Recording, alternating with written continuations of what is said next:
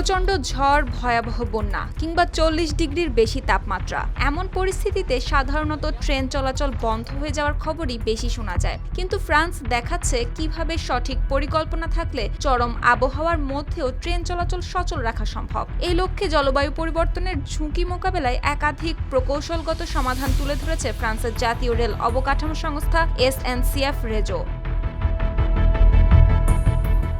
বন্যাপ্রবণ এলাকায় রেললাইন তৈরি করা হচ্ছে উঁচু করে, কোথাও বাঁকে বিশেষ আবরণ দিয়ে আরো শক্তিশালী করা হচ্ছে, আবার কোথাও বাঁধের বদলে তৈরি করা হচ্ছে ভায়াডাক্ট, যাতে বন্যার পানি সহজে নিচ দিয়ে প্রবাহিত হতে পারে কিন্তু ট্রেন চলাচল যেন বন্ধ না হয়। ঝড়ের সময় ভেঙে পড়া গাছও বড় ঝুঁকি, তাই রেললাইনের পাশের ঝুঁকিপূর্ণ গাছপালা নিয়মিত ছাঁটাই বা অপসারণ করা হচ্ছে। অন্যদিকে তীব্র গরমে ধাতব রেললাইন প্রসারিত হয়ে দুর্ঘটনার ঝুঁকি তৈরি করতে পারে। এই কারণে ব্যবহার করা হচ্ছে এমন রেল ও বৈদ্যুতিক ক্যাটেনারি লাইন যা উচ্চ তাপমাত্রাতেও তুলনামূলক স্থিতিশীল থাকে।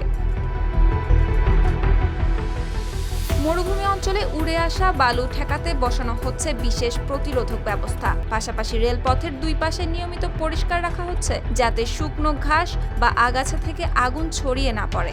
আরও একটি অভিনব সমাধানও ব্যবহার করা হচ্ছে, কিছু রেললাইনে দেওয়া হচ্ছে সাদা রঙের প্রলেপ, ফলে রেললাইন অতিরিক্ত গরম হওয়ার ঝুঁকিও কমেছে। জলবায়ু পরিবর্তনের প্রভাব দিন দিন বাড়ছে। সেই বাস্তবতায় শুধু নতুন ট্রেন নয়, পুরো রেল অবকাঠামোকে নতুনভাবে গড়ে তোলার চেষ্টা করছে ফ্রান্স। আর বিশেষজ্ঞদের মতে ভবিষ্যতে বিশ্বের আরও অনেক দেশই এমন উদ্যোগ অনুসরণ করতে পারে। সুপ্তি রায়, RTV।